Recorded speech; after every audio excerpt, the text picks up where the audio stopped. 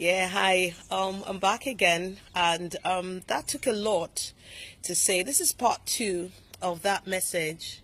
I did a very bad thing. So today, I'm doing the part two. I um I then got married. He was beautiful, love, fine, young man, fine girl, brand new life, everything on point. We had a fantastic marriage, honeymoon, blah, blah, blah, and life started. First year went. We said we don't want to have a baby in our first year. We're just gonna, you know, enjoy ourselves, enjoy our marriage. We don't want to have a baby quickly like that. Second year. Third year. Yeah. Now when people greet me, you know how they'll greet you, then the next thing they'll just touch your tummy. How are you now? They're rubbing your stomach. So when are we expecting wahala?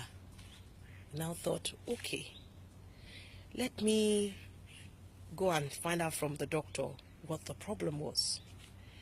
We both went to the doctor. The doctor said there was nothing wrong with my husband, and that me, story. One thing was wrong with my tubes. Yeah. All this time, I would get pregnant. After 3 or 4 months, I would lose the baby. Hey, those were exactly the times that I used to do those abortions. So my system, I don't know how to explain it, could not hold a child. Everybody was praying. But you can imagine how I was feeling. I was saying to God, hey God, this thing, nobody must know. I'm the cause of this. Can you imagine you have a problem?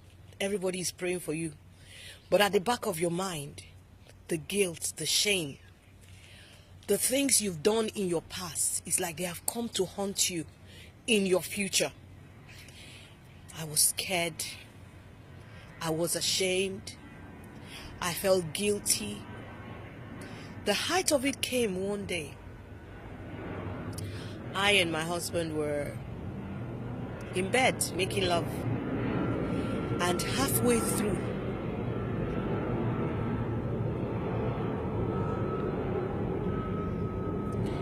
he broke down and he started sobbing. I want you to try and figure this out.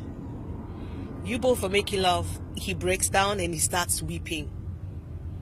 And I said, baby, what is it? And he said, he feels like he's a failure. He's unable to give us a child. Yeah. How was I to tell him that it's not you? I'm the cause of this thing. So that day, I cried too. But we were crying for different reasons. And I went to God. I said, God, if this is punishment for what I have done, it is just. And I cannot fault you. But your word says that there is mercy with you. God, please have mercy on me. Don't let this thing hamper my future. My mother-in-law called us and she sent us this, they call it Billings method, where you count your periods and things like that. How am I going to count period that is not regular? Today I'm pregnant, tomorrow the belly don't fall. 1 month, 2 months. So I took that chart that they gave us. I remember I sat on the edge of my bathtub and I said to God, You are Creator God. They say the lifespan of a man's sperm is XYZ number of hours or days. But I believe, I just want that to pass. I believe that you, God,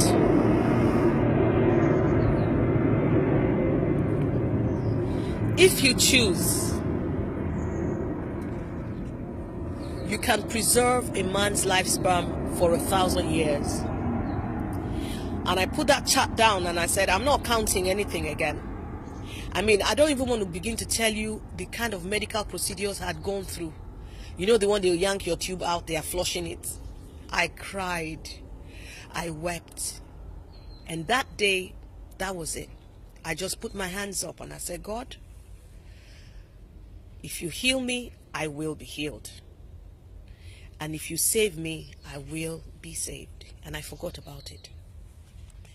And after 3 months, I didn't know my husband was counting and he knew I was pregnant. I didn't know because I wasn't even interested. Because I mean, 2-3 months, you go get a lady thing go forward. Who they count again?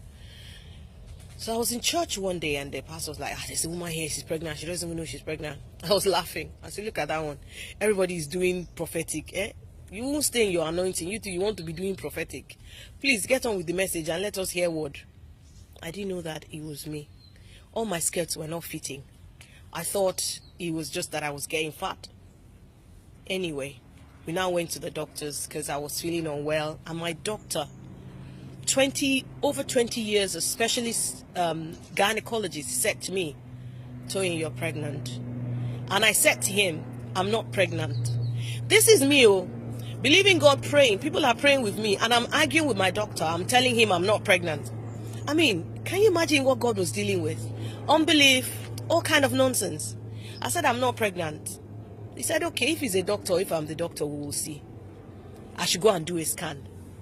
So I went to do a scan and I saw the baby.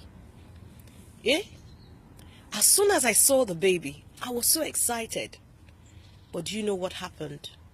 As soon as I stepped out of that hospital, bang, I started bleeding. I started having severe cramps, like it was tugging like this. I was bleeding. And that day there was a there was a service, a special wedding. I was officiating as a music minister. And I went and I had to buy sanitary towel because I was bleeding. I was devastated. I was crying. Not again, not again. And I called my husband. I said, listen, yes, I saw the baby, but I started bleeding. And he said to me, oh, really?